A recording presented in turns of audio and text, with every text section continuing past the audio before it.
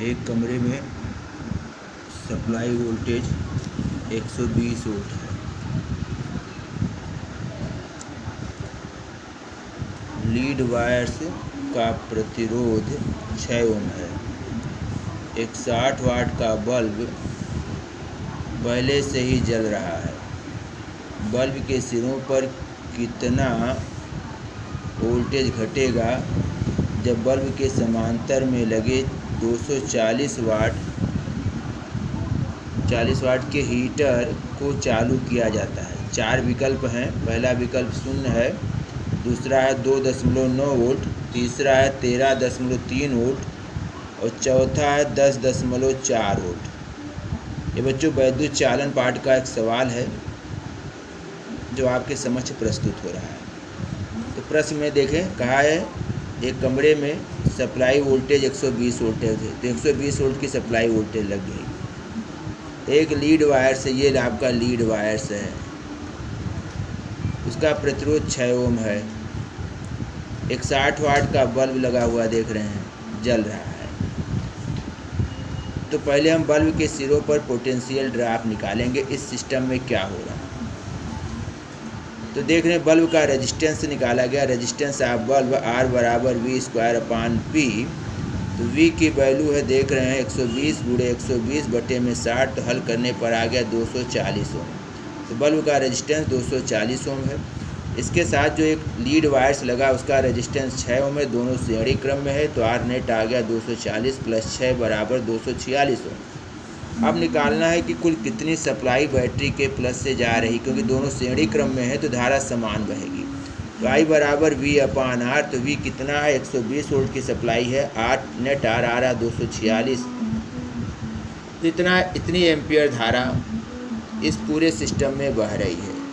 इतनी धारा बल्ब में बहेगी, इतनी धारा इस लीड वायर्स में बहेगी। अब वोल्टेज क्रॉस बल्ब होगा क्या, जानते हैं श्रेणी क्रम में सीरीज कॉम्बिनेशन में धारा समान रहती है, लेकिन वोल्टेज इनके सिरों के बीच अलग अलग होगा।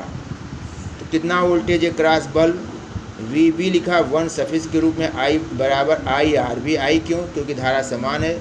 तो I का मान अभी निकाला 120/246। बल्ब का रेजिस्टेंस अभी निकाल चुके हैं 240। तो इसको सॉल्व किया गया तो आ गया 117.07।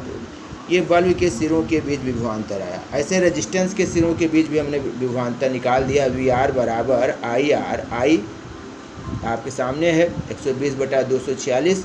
लीड वायर्स का रेजिस्टेंस 6 है तो 3 वोल्ट आ गया। अगर इन दोनों को जोड़ें तो 120 वोल्ट आ जाएगा, जो बल्ब की सप्लाई है, जो सोर्स की सप्लाई है।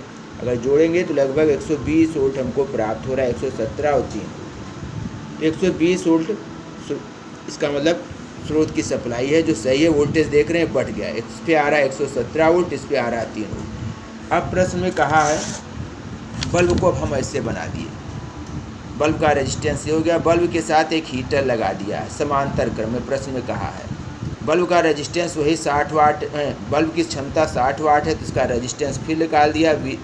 RB बराबर V²/P। तो 120 × 120 बटे में 60, तो आ गया आपका 240 ओम।